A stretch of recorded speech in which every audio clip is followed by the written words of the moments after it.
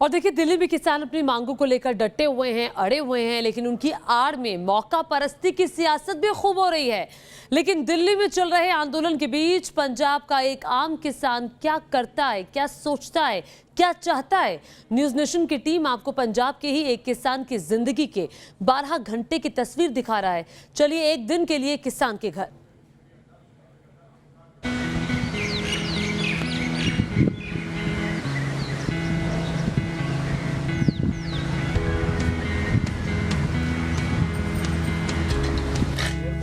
सूरज के उगने से पहले किसान जाग जाता है।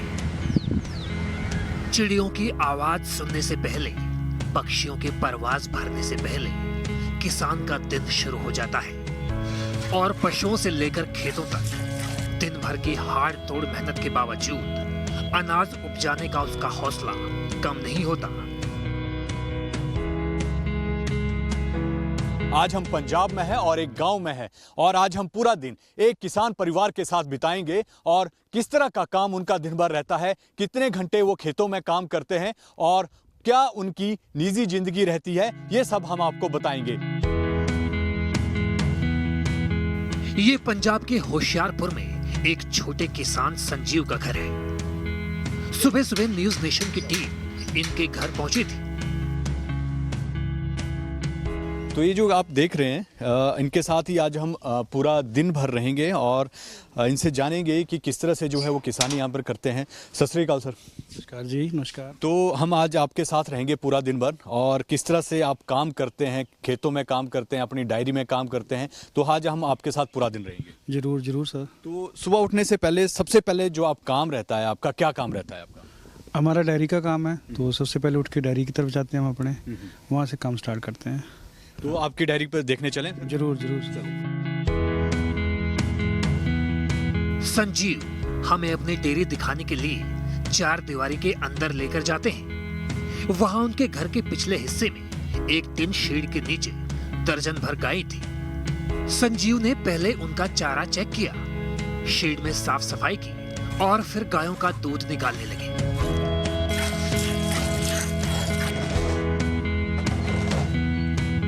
संजीव गाय का दूध निकाल ही रहे थे कि उनके बेटे कार्तिक वहां आए। कार्तिक ने इंजीनियरिंग की पढ़ाई की है, लेकिन नौकरी उन्हें पसंद नहीं आई। वे अब पिता के साथ खेती पशुपालन का ही काम करते हैं। रोटी पराठे के साथ सब्जी, मक्खन और छाछ का नाश्ता सबने एक साथ मिलकर खाया और फिर दोनों पिता बेटे अपने हाथों में कुदाल थामकर पास के खेतों की ओर चल दिए। कभी खाली खेत में बुआई या सिंचाई के लिए मेड बनाने का काम चल रहा था, तो कभी खेतों के किनारों पर घेराव के लिए खड्डे खोदने का काम था।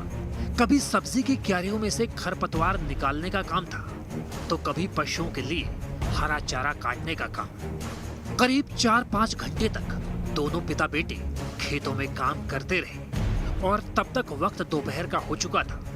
घर की गृहिणी हाथों में रोटी पानी लेकर खेतों की ओर आती दिखाई दी। वहीं खेतों के बीच रास्ते पर दोपहर का भोजन हो रहा था। दोनों हाथों में ही लेकर सादी रोटियां, सब्जी और प्याज खा रहे थे और इसी दौरान हमने उनसे विस्तार से बातचीत की। क्या सोचते हैं कि नए बिल आने से क्या हो जाएगा? नए बिल आने से एक तो एमएसपी बोल रहे हैं, एमएसपी फिक्स करनी चाहिए।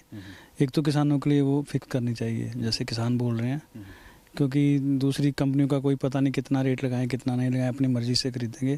तो एमएसपी फिक्स होनी चाहिए। हम तो यही बोलते हैं कि जो उनकी मांगे हैं, अगर वो किसान नहीं चाहते, ये नहीं होना चाहिए, तो जो पुराना तरीका था उस पर चले रहना चाहिए। संजीव और कार्तिक से हम किसानों की चिंताओं पर जमीनी तहकीकात कर रहे थे। न्यूनतम समर्थन मूल्य की दरकार और किसानों की चिंताओं से लेकर किसानों के मन में जो डर है, उस पर ये हमें बता रहे थे। आपको लगता है कि नए बिल आने से जो है वो मंडियां खत्म हो जाएंगी? देखो मंडियों में ऐसे है कि मंडियों में हमें जिसके पास हम अपना सामान बेचते हैं, धान बेचते हैं या कनक बेचते हैं, हमें उनके ऊपर यकीन है, हमें पेमेंट मिल जाएगी, पैसे मिल जाएंगे। या कई ज़मींदार पहले ही पैसे लेके उनसे अपना खर्चा करते हैं, तो उनको कोई दिक्कत नहीं होती किसी चीज़ की। अब जो दूसरी कंपनी आ रही हैं, पता नहीं उनका क्या हिसाब होगा क्या नहीं होगा, तो इसलिए मंडियाँ तो रहनी चाहिए। खाना खत्म कर दोनों पिता बेटे फिर से खेतों में जुट गए थे। उनका साफ तौर पर कहना है कि जो केंद्र सरकार कृषि बिल लेकर आई है वो किसानों के हित में नहीं है, और जो किसान दिल्ली के बॉर्डर पर धरना और जिनका आंदोलन वहां पर चल रहा है वो उससे बिल्कुल सहमत हैं और उनका पूरा सहयोग जो है उन किसानों के साथ है। वीडियो जर्नलिस्ट श्रवण के साथ विशाल ठाकुर, न्यूज नेशन, पंजाब।